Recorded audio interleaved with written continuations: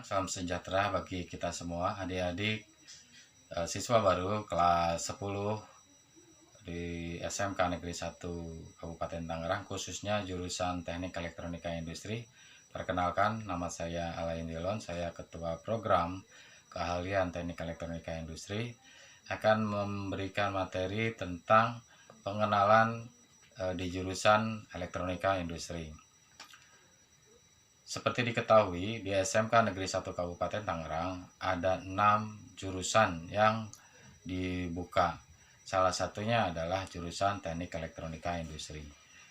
Jurusan Teknik Elektronika Industri adalah jurusan yang mempelajari tentang komponen-komponen elektronika, sensor-sensor, parameter-parameter komponen yang digunakan di dalam sistem produksi atau mesin-mesin produksi yang ada di industri. Industrinya bisa bermacam-macam, terutama berkaitan dengan produksi yang melakukan secara mesin otomatis atau dikendalikan secara otomatis.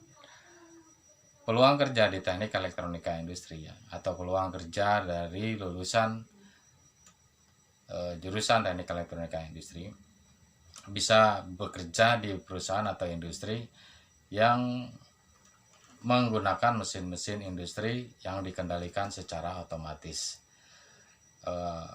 Peluang kerjanya akan bisa menjadi sebagai teknisi atau sebagai operator daripada mesin-mesin produksi, dan bisa pada perusahaan yang bermacam-macam bidang perusahaan.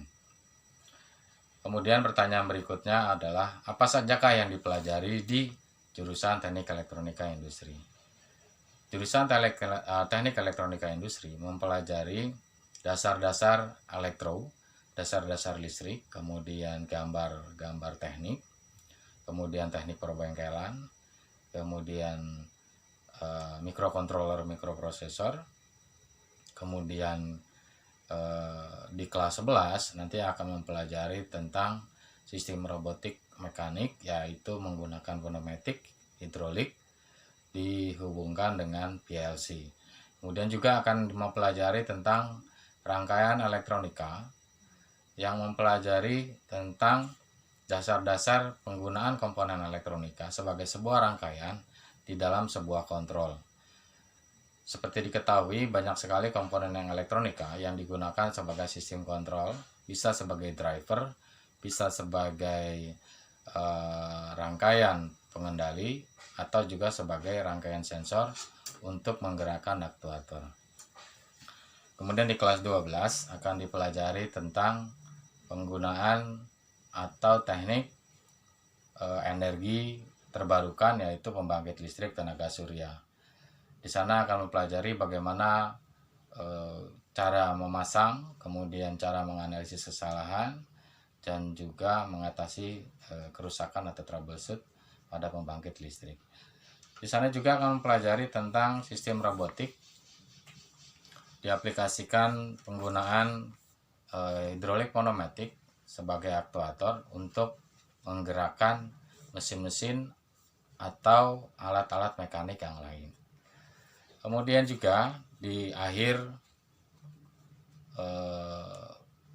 pendidikan yang dilaksanakan di Teknik Elektronika Industri akan dilakukan uji keterampilan atau kita sebutnya UKK, di mana siswa wajib untuk membuat alat atau mempresentasikan ke produk jasa di akhir masa studinya, di mana jika pembuatan alat ini akan diawasi oleh pihak industri dan dikontrol oleh pihak industri serta dinilai oleh pihak industri. Hubungan kita dengan industri ada 2 kegiatan selain UKK, ada satu lagi yaitu praktek kerja industri. Jadi nanti pada saat kelas 11 semua siswa wajib untuk mengikuti praktek di industri minimal selama 2 bulan. Nah, pelaksanaannya bisa dilaksanakan bulan semester 1 atau dilaksanakan semester 2. Selain itu, kegiatan yang dilaksanakan berhubungan dengan industri juga kita melakukan kunjungan industri ke perusahaan-perusahaan yang ada hubungannya dengan elektronika industri. yaitu bisa ke kawasan industri atau perusahaan-perusahaan elektronik. Kemarin atau tahun lalu kita melakukan kunjungan ke kawasan industri Jababeka Cikarang. Kita melihat bagaimana proses atau pembelajaran atau proses produksi yang dilakukan di industri. Demikian sekilas pandangan yang bisa saya paparkan di jurusan Teknik Elektronika Industri. Mudah-mudahan dapat dipahami dan selamat datang, selamat belajar. Semoga kalian mendapatkan ilmu pengetahuan yang sesuai dan bermanfaat bagi masa depan kalian dan bagi bangsa dan negara. Demikian, terima kasih. Selamat siang.